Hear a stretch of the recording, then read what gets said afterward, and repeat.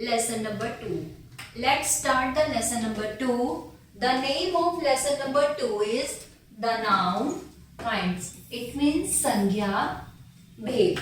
चलिए संज्ञा भेद के बारे में आज हम पढ़ेंगे. सबसे पहले हम डेफिनेशन पढ़ेंगे. A noun is the name of person, place or thing. क्या है नाउन? किसी व्यक्ति, स्थान अथवा वस्तु के नाम को संज्ञा कहते हैं. प्यारे बच्चों, बहुत छोटी सी डेफिनेशन है जो आपको जरूर लर्न होनी चाहिए. The noun is the name of person, place or thing. किसी व्यक्ति, स्थान अथवा वस्तु के नाम को हम क्या कहते हैं? संज्ञा कहते हैं.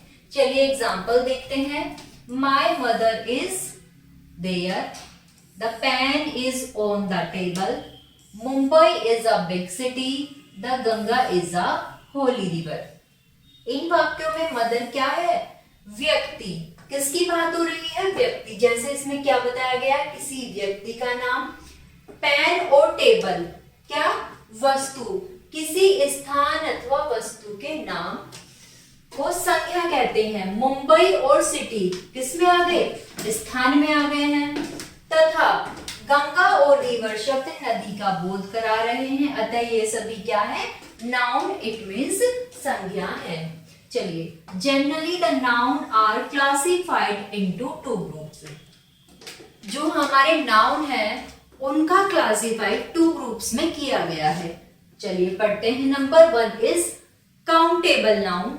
Number 2 is uncountable noun. अब इन्होंने यहाँ बताया है कुछ अन्य नाउन्स के बारे में. नंबर 1 हम बात करते हैं पर्सन की. Mohan, Nitin, Indira Gandhi, teacher, boy, girl, doctor etcetera. उसके बाद अब हम आ जाते हैं एनिमल पर. Cat, dog, cow, buffalo, lion, bird, tiger, sparrow, parrot etcetera. Next हम बात करते हैं प्लेस की. Delhi, city, park, station, school, hospital, home etcetera. Next हम बात करते हैं थिंग की.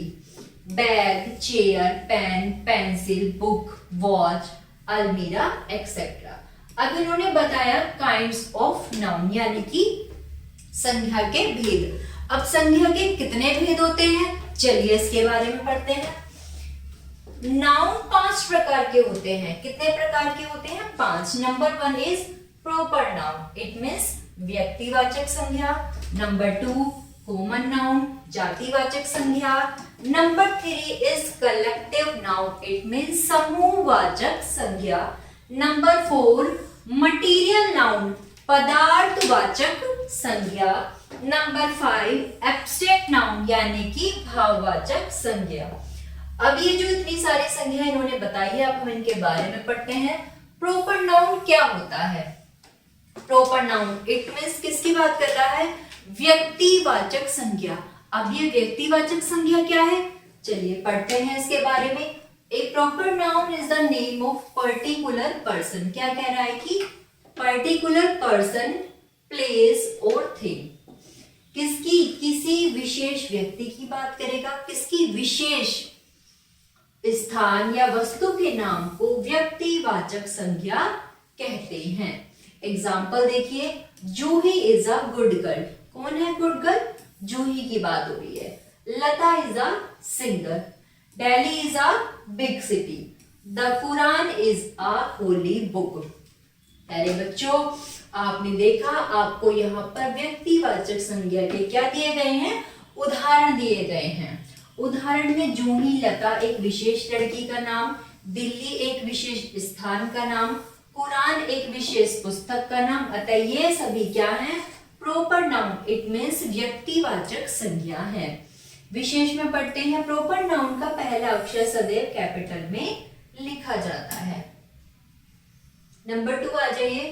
कॉमन नाउन, जातिवाचक संज्ञा. A common noun is the name given the every person, place or thing of some class of kind. यानी कि एक ही समूह अथवा जाति के प्रत्येक व्यक्ति, स्थान अथवा वस्तु के बोध कराने वाले को क्या बोलते हैं? जातिवाचक संज्ञा कहते हैं। चलिए उदाहरण देखते हैं। Birds fly in the sky, the horse eat grasses, she reads a book, trees are very useful. अब इन्होंने 4 एग्जाम्पल दिए हैं। अब इन 4 एग्जाम्पल में मैं आपको बताऊंगी कि जातिवाचक नाउन को इन्होंने किस तरह से रिप्रेजेंट किया। चलिए देखते हैं। बर्ड्स किसी भी पक्षी के लिए, इन्होंने क्या कहा? जो बर्ड्स है वो किसी भी पक्षी के लिए आ सकता है। बिल्कुल सही बात है, तो ये हमारा क्या है? कॉमन नाउन है। हॉर्स किसी भी घोड़े के लिए आ सकता है। बुक किसी भी वस्तु के लिए आ सकती है, चाहे वो कोई भी बुक हो, हिंदी की हो, इंग्लिश की हो, मैथ्स की हो, कंपटीशन लेवल की हो, किसी भी प्रिपरेशन की हो सकती है। Trees are very useful, trees किसी भी पीरियड के लिए प्रयोग किया जाता है। अर्थात नाउन का प्रयोग सामान्य रूप से जुड़ा हुआ है, अतः ये सभी शब्द क्या है? Common noun. इट मीन्स जातिवाचक संज्ञा है। कॉमन नाउन के भी 2 भेद किए जा सकते हैं। Number 1 is countable noun, number 2 is uncountable noun.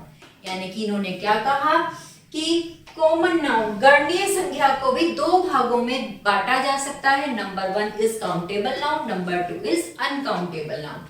चलिए बढ़ते हैं। गणनीय संख्या क्या है? A noun that can be change into plural. Uncountable, जो संज्ञा बहुवचन रूप में परिवर्तित की जाती है उसे गणनीय संज्ञा कहते हैं। Example is man, boy, chair, lion, for etcetera.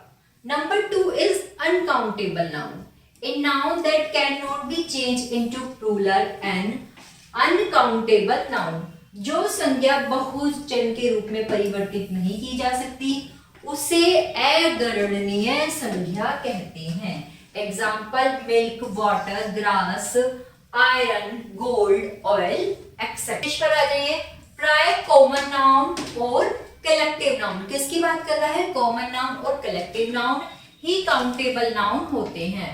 Proper noun, material noun और एब्स्ट्रैक्ट नाउन ही अनकाउंटेबल नाउन होते हैं। इसने क्या कहा? इसने कहा है कि जो कॉमन नाउन है और कलेक्टिव नाउन, इनको हम क्या कहेंगे?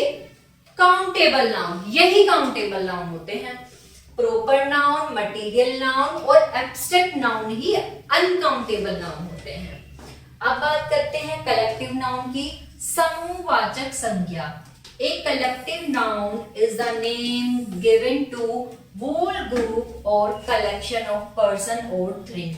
समूहवाचक संज्ञा वह नाम है जिससे व्यक्तियों, प्राणियों अथवा वस्तुओं के समूह का बोध कराया जाता है। एग्जाम्पल देखेंगे।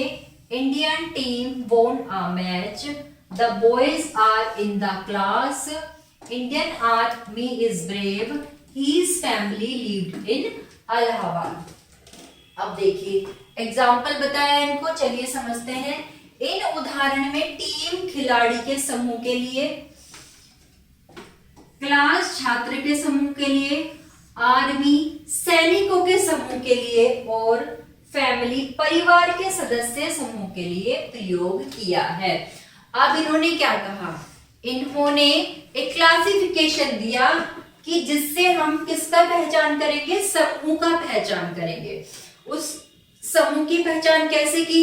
जब क्रिकेट की बात की तो टीम से पहचान की, जब बॉयज की बात हुई तो किससे? क्लास के छात्रों के समूह के रूप में बात हुई, जब परिवार की बात, सदस्य की बात हुई तो किसके रूप में हुई? फैमिली के रूप में। नंबर 4 इज मटीरियल नाउन, यानी कि पदार्थवाचक संज्ञा। In material noun denotes the matter or substance which other things are made. पदार्थवाचक संज्ञा जो किसी ऐसे पदार्थ का बोध होता है जिससे अन्य वस्तुएं बनाई जाती हैं। Number 1 have a ring of gold.